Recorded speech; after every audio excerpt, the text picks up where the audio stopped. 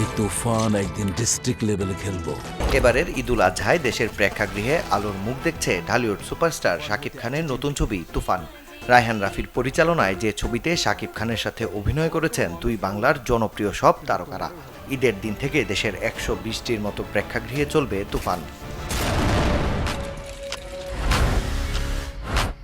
এক বেইমান পাখির গল্প, সাথে রঙিন দুনিয়ার অন্তরালের ঘটনা বলতে ঈদে প্রেক্ষাগৃহে আসছে নির্মাতা রাশিদ পলাশের ছবি ময়ূরাক্ষী। ছবিতে চিত্রনায়িকা ববির বিপরীতে আছেন সুদীপ বিশ্বাস দীপ। গোলাম রব্বানীর গল্প, চিত্রনাট্য ও সংলাপে ময়ূরাক্ষীতে আরও অভিনয় করেছেন সাদিয়া মাহি, সুমিত সেনগুপ্ত ও ফারজানা ছবির মতো শিল্পীরা। প্রযোজনা প্রতিষ্ঠান সূত্রে জানা গেছে, শুধুমাত্র দেশের মাল্টিপ্লেক্সগুলোতে মুক্তি পাচ্ছে সিনেমাটি।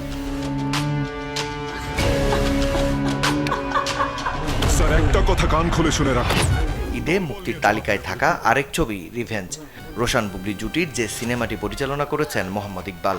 ছবিতে রোশান বুবলি ছাড়াও অভিনয় করেছেন মিশা সওদাগর, দীপা খন্দকার ও কাজী হায়াতের মতো গুণী শিল্পীরা। দেশের বিভিন্ন এলাকায় 12টির মতো সিঙ্গেল স্ক্রিনে মুক্তি পাচ্ছে রোমান্টিক অ্যাকশন ঘরানার ছবি রিভেঞ্জ। তাহলে কে এখন করেছে আবারও ইতি নামের মেয়ের মার্ডার? দীর্ঘদিন বাক্সবন্দী থাকার পর অবশেষে ঈদে প্রেক্ষাগৃহে আসছে শ্যামল মাওলা ও পূজাচেরি জুটির সাইকো থ্রিলার ঘরানার ছবি আগন্তুক। সুমন ধর পরিচালিত ছবিটি দেশের 9 মাল্টিপ্লেক্সে মুক্তির কথা জানিয়েছে প্রযোজনা ও পরিবেশক প্রতিষ্ঠান অভিজ্ঞতা চিত্র। জীবনে কত মানুষের ক্ষতি করছি। এবারের ঈদে নিজের প্রথম অ্যাকশন ঘরানার ছবি নিয়ে হাজির হচ্ছেন জাতীয় চলচ্চিত্র পুরস্কারপ্রাপ্ত নির্মাতা মোস্তাফিজুর রহমান মানিক।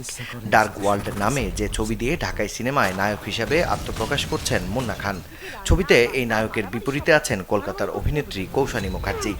ঈদে ব্লকবাস্টার সিনেমাসের পাশাপাশি 12টির মতো সিঙ্গেল স্ক্রিনে দেখা যাবে ডার্ক ওয়ার্ল্ড। মাকসুদুল হক ইমু, চ্যানেল 24। তুমি আমাকে যেটা ভয় পাও কেন? হায় আল্লাহ, ভয়